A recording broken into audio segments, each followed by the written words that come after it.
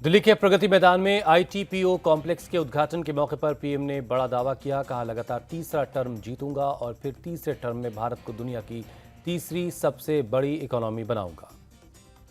देश का विश्वास पक्का हो गया है कि अब भारत की विकास यात्रा रुकने वाली नहीं है।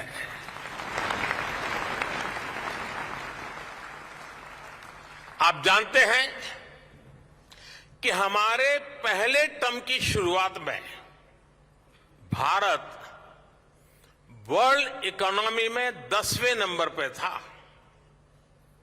जब मुझे आप लोगों ने काम दिया तो हम अब 10 नंबर ही थे।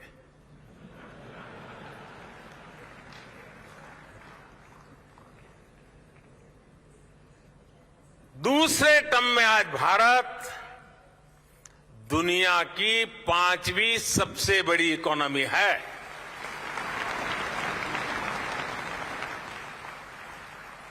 और ये ट्रैक रिकॉर्ड के आधार पर, बातों बातों में नहीं, ट्रैक रिकॉर्ड के आधार पर मैं कह रहा हूं,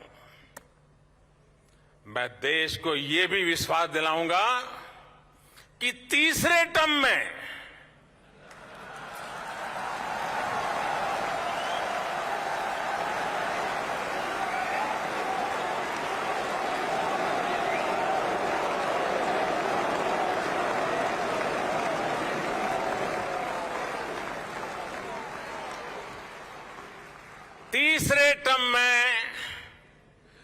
दुनिया की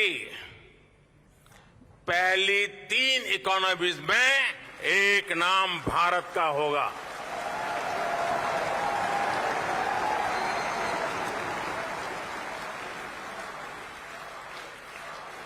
यानी तीसरे टर्म में पहली 3 इकोनॉमी में गर्व के साथ हिंदुस्तान खड़ा होगा। दोस्तों,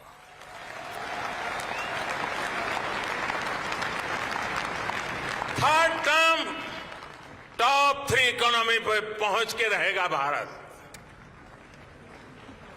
और ये मोदी की गारंटी है। दिल्ली में पीएम ने नेगेटिव सोच रखने वालों पर निशाना साधते हुए कहा कि इस निर्माण को रोकने के लिए भी बहुत कोशिश की गई, अदालतों के चक्कर काटे गए, लेकिन जहां सत्य होता है वहां ईश्वर होता है। हमारे देश में कुछ अलग सोच के लोग भी हैं, नकारात्मक सोच वालों की कोई कमी तो है नहीं हमारे यहां। इस निर्माण को रोकने के लिए भी नकारात्मक सोच वालों ने क्या क्या कोशिशें नहीं की। खूब तूफान मचाया गया, अदालतों के चक्कर काटे गए, लेकिन जहां सत्य होता है वहां ईश्वर भी होता है।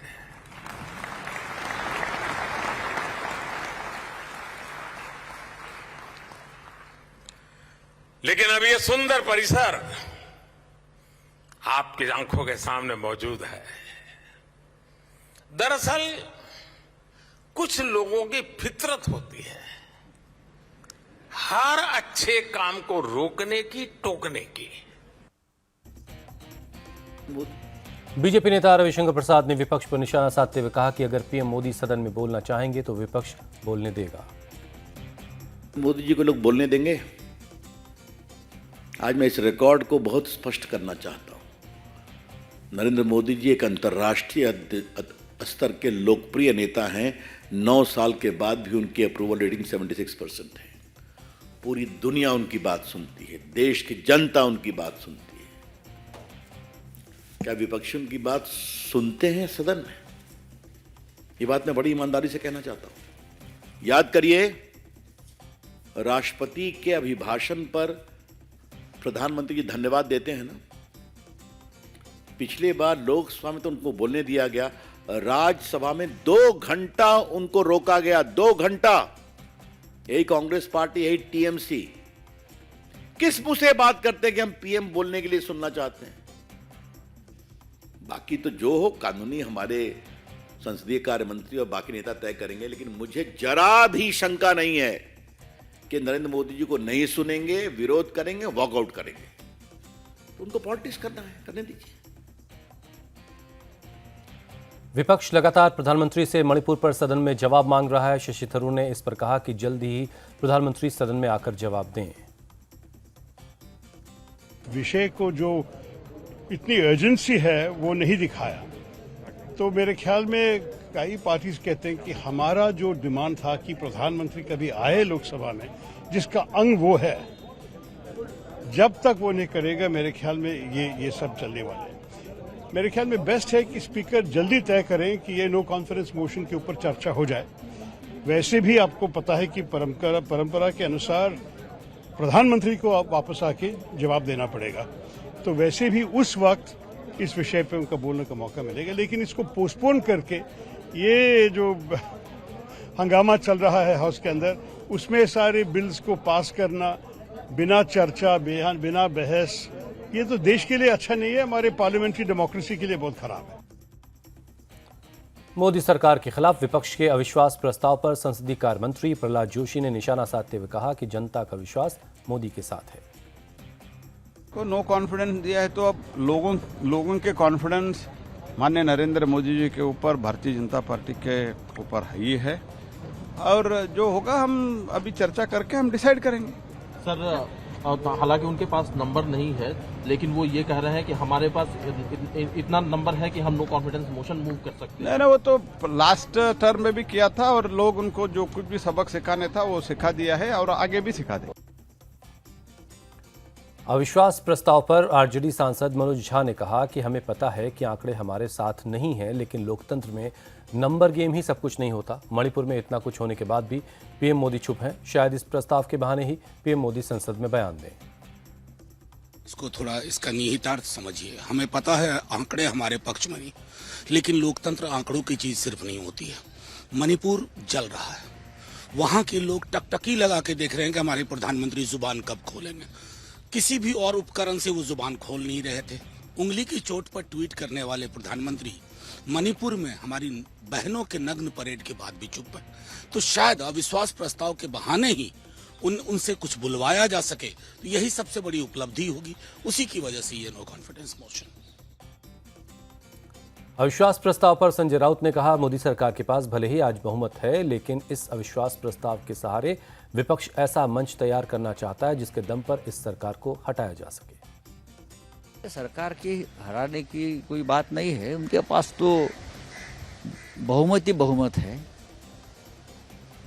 लेकिन बहुमत बड़ा चंचल होता है।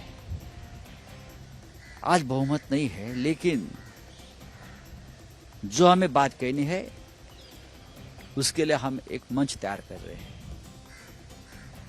नो कॉन्फिडेंस मोशन चल रही है कोशिश। हमारी बातें उस बहाने हमको पार्लियामेंट में हम रख सकते हैं, बात कर सकते हैं। विपक्ष के अविश्वास प्रस्ताव पर बीजेपी सांसद निशिकांत दुबे ने कहा, इस विपक्ष से आप कोई उम्मीद नहीं कर सकते। ये एक डूबी हुई और गिरी हुई अपोजिशन है। एक डूबी हुई, मरी हुई, गिरी हुई अपोजिशन है, और इस अपोजिशन से आप बहुत अपेक्षा नहीं कर सकते। और जब एक बार लोकसभा स्पीकर ने एक्सेप्ट कर लिया और कहा कि आपसे चर्चा करके ये समय हम तय करेंगे, उसके बाद भी आपने देखा कि सदन की कार्रवाई को नहीं चलने दिया।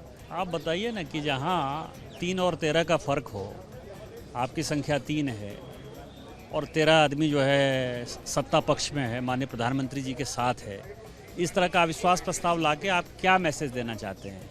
केवल एक नहीं होता है बच्चा का जिद पकड़ लिया कि उसको प्रधानमंत्री जी से कुछ बुलवाना है, प्रधानमंत्री जी से कुछ बुलवाना है। प्रधानमंत्री जी मणिपुर के विभाग के मंत्री तो हैं नहीं, गृह मंत्री जी तैयार थे, सारी सरकार तैयार थी। जब उससे नहीं हुआ तो ये अपोजिशन का अपना जो है अविश्वास प्रस्ताव लेके आए हैं। 75 साल में जो मणिपुर को उन्होंने बिगाड़ा है, 1949 से जो मणिपुर की स्थिति इस तरह की उन्होंने गड़बड़ बना के रखी है, हमारे कारण जो है ब्लॉकेट नहीं हुआ था, 90 दिन का ब्लॉकेट, 100 दिन का ब्लॉकेट। यदि आप देखेंगे इवन जो आर्म फोर्सेस कंट्रोल एक्ट जो है, आपसा जिसको कहते हैं, वो जो लागू हुआ, वो पहली बार मणिपुर में लागू हुआ 1956-58 में। तो आप समझिए कि 1958 से इस तरह की दुर्गति जो कांग्रेस ने बना के रखी है, उससे वो एक्सपोज होने वाली है। राज्यसभा में जब मल्लिकार्जुन खड़गे बोलने के लिए आए तो उनका माइक बंद हो गया। इस पर मल्लिकार्जुन खड़गे ने आरोप लगाया कि मुझे बोलने नहीं दिया जा रहा, ऐसा करके मेरे सेल्फ रिस्पेक्ट को चैलेंज किया गया। मैं ये सोच के उठा था कि मुझे मौका मिलेगा और बात करने के लिए।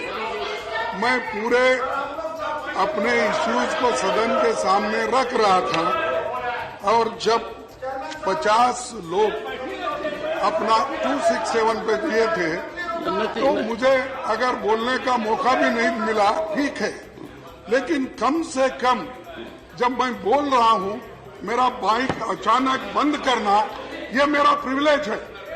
अब उसको प्रिविलेज को धक्का मेरा अपमान हुआ है। मेरे रेस्पेक्ट को आप मेरे सेल्फ रेस्पेक्ट को उन्होंने चैलेंज किया है और सरकार के इशारे पे अगर सदन चला तो मैं समझूंगा सर डेमोक्रेसी नहीं है। अविश्वास प्रस्ताव पर राघव चड्ढा ने कहा, अगर सरकार की शर्तों पर मणिपुर पर चर्चा होती है तो बहस का ज्यादा वक्त नहीं मिलता, लेकिन अब अविश्वास प्रस्ताव पर बहस होगी तो डिटेल में चर्चा होगी, सरकार को एक्सपोज करना आसान होगा। देखिए, पहली चीज तो यह है, इस नो कॉन्फिडेंस मोशन का उद्देश्य क्या है वो समझ लीजिए। 4 बड़े उद्देश्य हैं। पहला उद्देश्य तो यह है कि सरकार बार बार ये कह रही है कि सरकार बहस चाहती है सदन चलाओ, सरकार बहस चाहती है सदन चलाओ, और विपक्ष हम शोर मचा रहा है इसलिए सदन नहीं चल पा रहा। इस नो कॉन्फिडेंस मोशन के आने के बाद सरकार मजबूर हो जाएगी सदन चलाने पर, और इस प्रकार के मनगढ़ंत आरोप हम पर नहीं लगेंगे। वास्तव में सदन चलेगा। 4 दिन बर्बाद हो गए मॉनसून सत्र के। विपक्ष कहता रहा बहस कराओ बहस कराओ बहस कराओ, सत्ता पक्ष ने बहस नहीं कराई। तो पहली चीज इस नो कॉन्फिडेंस मोशन लाने की पहला औचित्य यह है, पहला उद्देश्य यह है कि सबसे पहले सदन चलेगा, बहस होगी जो हम चाहते हैं। दूसरा महत्वपूर्ण बिंदु, ये नो कॉन्फिडेंस मोशन इसलिए भी लाया जा रहा है कि एक विस्तार से एक लंबी चर्चा हो, एक लॉन्ग ड्यूरेशन डिस्कशन हो, 5-7 मिनट की खाना पूर्ति वाली चर्चा ना हो।